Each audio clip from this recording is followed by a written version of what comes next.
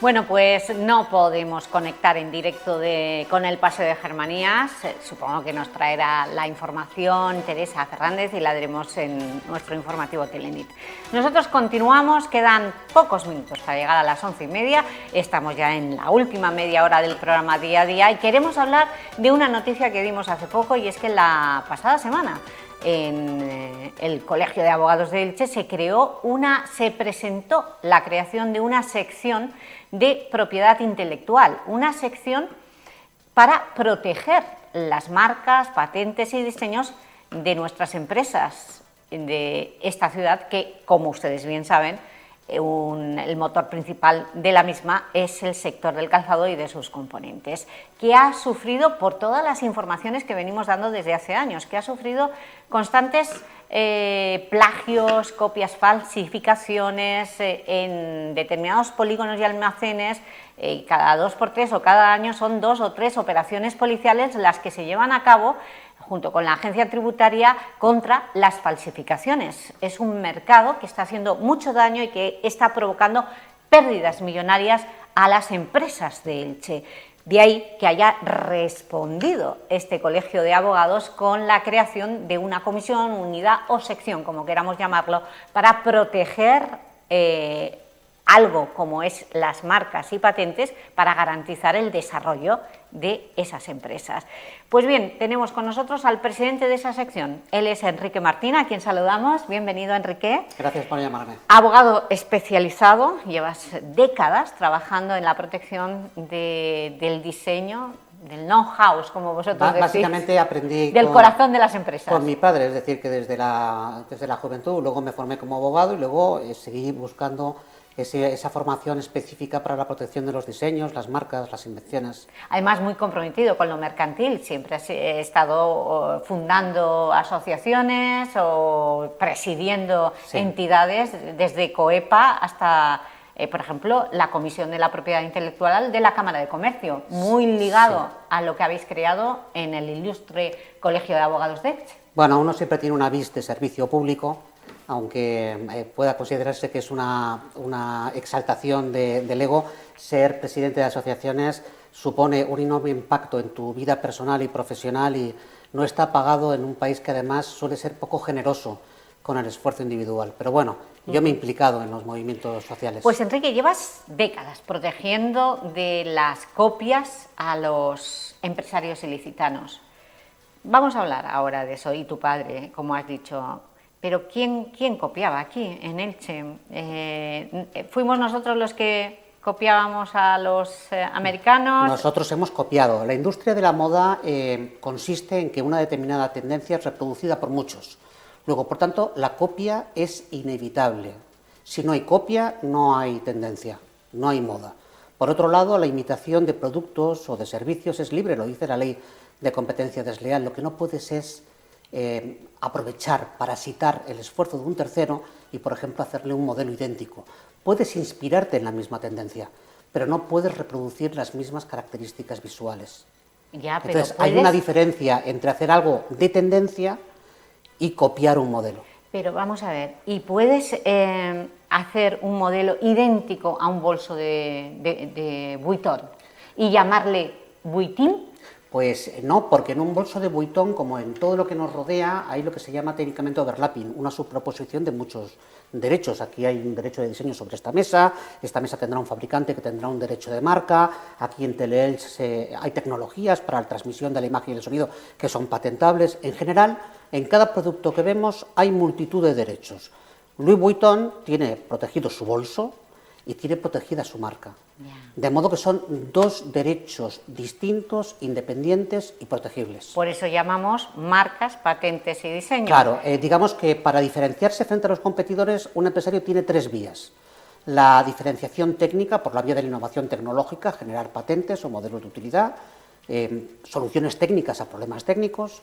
La solución formal o fisonómica, darle a los productos una apariencia distinta, dos modelos de zapatos se diferencian por su apariencia visual, y luego lo que llamamos técnicamente la diferenciación por la vía de la marca, que es una diferenciación psicológica. Cuando decimos BMW y Mercedes, todos sabemos que significan coches, pero somos capaces de tener o de retener en la memoria las características diferenciales de unos y otros coches, la propuesta de valor de las marcas. Bueno, son tres vías de diferenciación: marcas, diseños y patentes. Todas ellas tienen su propia institución legal para ser protegidas. Bueno, tengo que recordar que también eres especialista en crear marcas. Bueno, porque no solo defender la propiedad, sino también en crear. Cuando era joven era más creativo, ahora soy como el doctor Muerte, me dedico a la parte defensiva. Pero yo creo que es por necesidad, porque vamos a hablar, es un ejemplo que la OAMI, esa oficina de patentes y marcas, el que se haya puesto aquí, en Alicante, bueno, fuera de Alicante, entre Elche y Alicante, nos da una idea de la dimensión que tenemos del tejido empresarial que tiene esta zona, este área. La OAMI, que ahora se llama EUIPO, Oficina de Propiedad Intelectual de la Unión Europea, vino por una decisión azarosa de naturaleza política. Tocaba compensar a los socialistas valencianos. Yeah. No había nada, ninguna infraestructura especialmente relevante que determinara que Alicante, como ciudad o como provincia, era destinataria de una agencia de esta naturaleza, que es la que genera más excedentes de dinero en tasas de toda la Unión Europea. No solo se financia, sino que es excedentaria, tiene superávit, lo cual es un problema. Lo que ocurre es que con el transcurso del tiempo la UIPO ha dado lugar a muchas infraestructuras muy potentes, intelectuales y de otra naturaleza.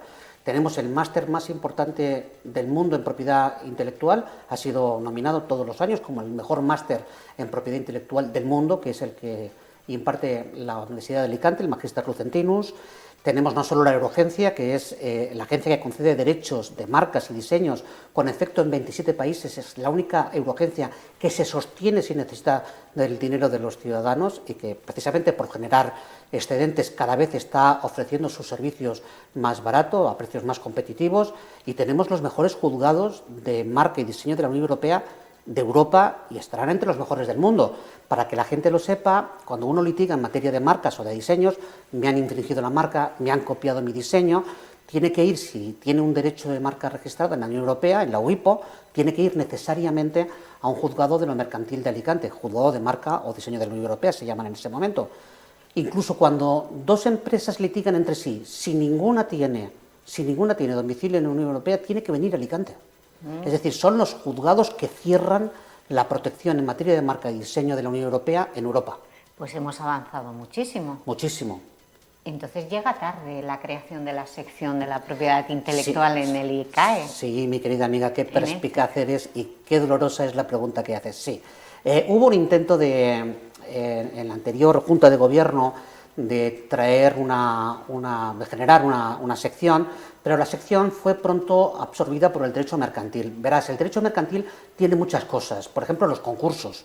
Los juzgados de derecho de lo mercantil que se ocupan de marcas, diseños y patentes también se ocupan de los concursos. Y claro, definitivamente los concursos, las segundas oportunidades, las reclamaciones a compañías aéreas hacen que no tengan tiempo para dedicarse exclusivamente para concentrar su labor en producir resoluciones de calidad en materia de propiedad intelectual. Ha sido necesario, por tanto, también en el colegio explicar que la propiedad intelectual tiene un espacio propio distinto del de la Comisión de Mercantil. A efectos prácticos... Pero los has convencido. Sí, el nuevo decano es una persona encantadora y un hombre muy abierto. Hay que decir que, de todas maneras, la mejor sección de propiedad intelectual de España es la del ICALI, la del Colegio de Abogados de Alicante, y que nosotros trataremos de vencerles como prevaleció el Elche frente al Hércules. Nos cueste más o nos cueste menos. Bueno, nos va bien con todo lo que nos proponemos. Bueno, pues ¿cómo va a funcionar la sección? ¿Ha empezado ya? ¿No? Sí. Pues explícanos, Enrique. Pues una de las primeras cosas que vamos a hacer es poner en valor Elche, como hicimos en el pasado. Hicimos ya una estadística para acreditar que el número de registros, que la eficacia del registro la podemos discutir, pero el registro es la primera fase de la protección de los derechos de propiedad intelectual. El número de registros, Elche es la ciudad puntera en la provincia de Alicante. Esas estadísticas tienen que ser actualizadas y presentadas a la ciudadanía. En segundo lugar, es muy importante hacer una labor de pedagogía entre nuestros propios compañeros. Las secciones nacen esencialmente para servir a los miembros del Colegio de Abogados. Necesitamos generar abogados cada vez más especializados, más excelentes en propiedad intelectual, para que los empresarios de aquí no tengan que irse a Madrid o Alicante. Pueden hacerlo si quieren, forma parte de su libertad de elección, pero aquí ha habido siempre tradicionalmente grandes abogados en propiedad intelectual que han sido abogados de empresas españolas y multinacionales. Y en tercer lugar, es muy importante que los empresarios entiendan de una vez por todas que invertir en protección de sus activos intelectuales, de sus marcas, no solo no es un gasto, sino que es una inversión. Si no inviertes, por ejemplo, yo le pondré un ejemplo a los telespectadores, una patente es una barrera de entrada y una ventaja competitiva. Si solo tú puedes transmitir imagen y sonido, pues tienes una ventaja competitiva sobre los rivales.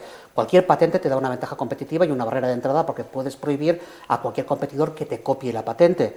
Pero si no la proteges, esa ventaja competitiva que has desarrollado con I+D+I, se la regalas a la competencia. Si ahora una gran marca como Picolinos, como Panamá Jack, como Yosepo, como Mustang, no estuviera registrada, sería fácilmente apropiable por un tercero.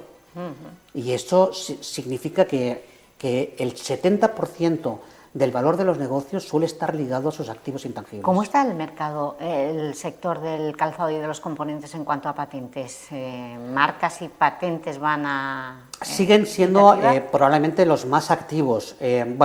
Nuestra industria ha sido siempre industria manufacturera. Yo tampoco estoy de acuerdo con que Elche se la represente o se la cite siempre como la ciudad del calzado. Bueno, ciudad del calzado, pero tenemos una empresa campeona de nutracéutica que en el 2020 recibió, Horizonte 2020 de la Unión Europea, 2,5 millones de euros, que es Monteloeder. Tenemos a la mejor empresa de bicicletas de Europa, que es Mondraker. Tenemos un mercado diversificado, ¿lo hemos conseguido? Lanzamos cohetes al espacio, pero, Enrique, PLD. ¿en 2025 Elche ha conseguido diversificar su economía? Elche está más diversificada de lo que estaba en el pasado, y se va a diversificar más porque inevitablemente, con la caída del consumo, la crisis del consumo y las propias dificultades de la industria del calzado por razón de la competencia global, la industria del calzado va a tener cada vez un espacio menor en la generación de riqueza y empleo en la ciudad.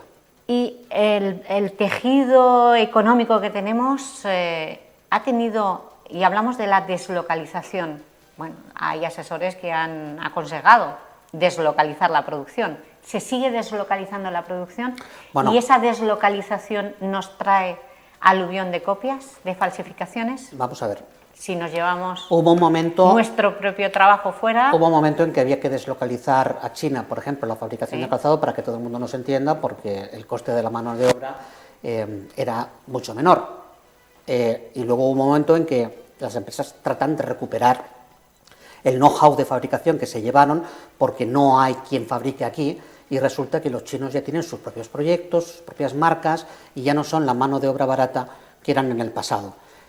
Con la pandemia, muchas empresas de todos los sectores se han dado cuenta de que necesitan tener una potencia, una infraestructura de fabricación interna, porque si toda la fabricación la externalizas, llegará un momento que tú no puedas fabricar en tu país, y ya no es tan verdad que todo el know-how, todo el conocimiento, todo el saber hacer sea europeo. El paradigma antes era: nosotros nos quedamos con las marcas, hacemos las invenciones y las patentamos, nosotros generamos los diseños y los chinos trabajan. No, lo digo usted, China es la primera que registra, la primera nación en registros de marcas, de diseños y de patentes en el mundo. ¿Y son los primeros que copian?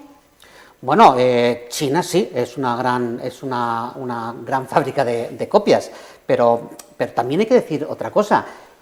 Cuando los chinos copian, a veces copian para sí y a veces copian para los industriales españoles. Bueno, todos sabemos que hay empresarios de Elche que se van a comprar a China, y se van a comprar a China que unos comprarán sus propios modelos y otros compran copias. Quiero decir que también es un poco ventajista echarle la culpa a los chinos. Ya no es verdad. Empresas que se dedican meramente a distribuir productos que o son copias o son productos de muy bajo valor añadido, trayéndolo de China, y que no aportan tanta rentabilidad al tejido económico ni al territorio, existen muchísimas en Elche y en otras partes. Pues Enrique, vamos a hablar de la diversificación y de las copias. Copiar es barato, por lo que jurídicamente y por su experiencia sí, ha comprobado, porque si se sigue copiando es que aquí no hay cierta impunidad. Sí, el problema de la A pesar de los muchos abogados, juzgados, que digas que estamos muy avanzados y muchas leyes de protección. Sí, yo te pondré los dos reversos, el luminoso y el tenebroso. Venga, vamos. El tenebroso es que la copia, como la delincuencia, es un fenómeno que nadie puede contener porque forma parte de la naturaleza humana. No existe ninguna disciplina, bueno, no existe ni la Iglesia que haya podido convencer a los hombres y a las mujeres de que pecar es malo. De hecho, incluso muchos llegan a pensar que pecar es divertido precisamente porque la Iglesia lo prohíbe.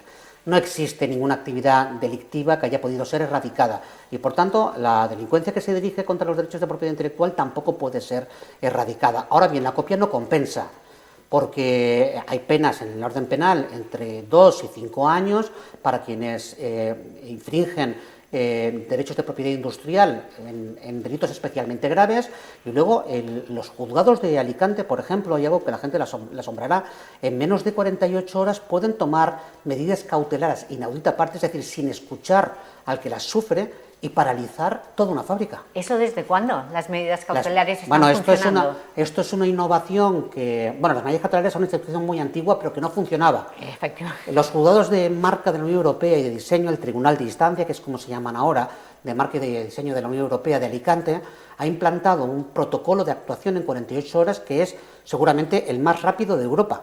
O sea, hoy un empresario, si es verdad, y yo lo comparto, lo compartimos muchos profesionales, estudiosos, jueces, catedráticos, que las indemnizaciones a veces son pobres y no compensan el daño causado, pero sin embargo, lo primero que puede obtener un empresario es el cese de la distribución del producto infractor. Y ese éxito lo puede conseguir en 48 horas. ¿Y quién denuncia? ¿El propio empresario es el que se tiene que dar cuenta? ¿Quién puede denunciar? En cuanto tienes un modelo, tienes un producto y empieza a caer la venta un 5, un 10%, ya sabes que pasa algo. Te informa tu red de distribución o tu canal, te informa el dueño de la pequeña tienda, el retail, te informan tus agentes comerciales o tus representantes, recibes correos electrónicos de clientes tuyos que te dicen, oye, este modelo que estás pagando a 170 lo he visto por 120. La copia se tiene que vender y se vende en la moneda, en el mercado público, por tanto tampoco se puede vender clandestinamente. Pues Enrique, este es el día a día y como sé que tienes alma de poeta, ¿qué pasa con la inteligencia artificial?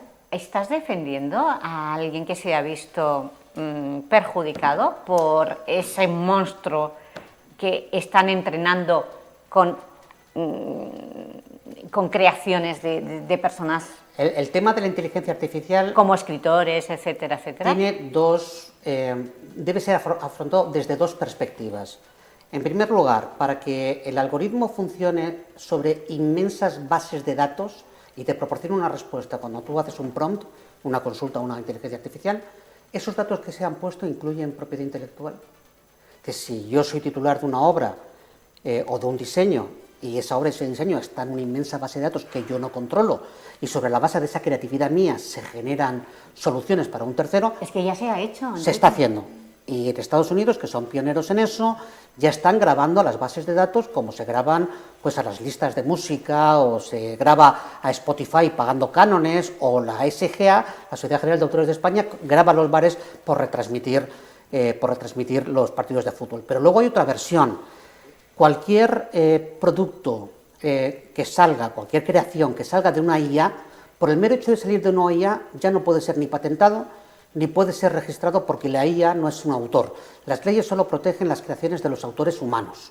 Luego, por tanto, hay un delicado equilibrio de que cuánta información le doy a la IA para que la respuesta se considere una respuesta de la IA, del algoritmo, o una respuesta provocada por mí.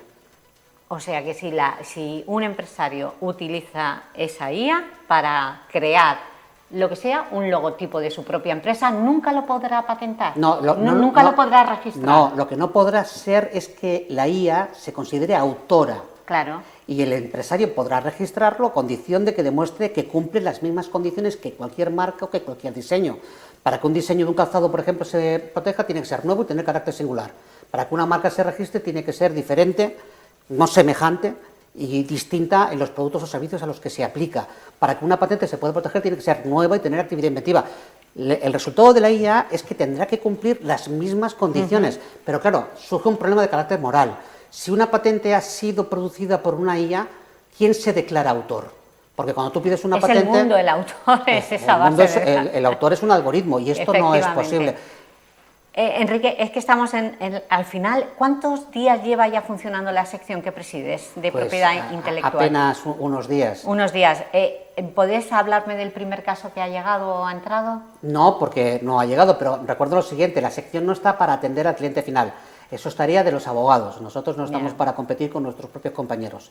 Estamos para generar buenos abogados que merezcan el respeto de sus clientes y que puedan vivir dignamente de su trabajo. ¿Cuándo empieza la formación, entonces? Pues calculamos que en un mes ya vamos a tener por lo menos un par de actuaciones importantes con alguna universidad.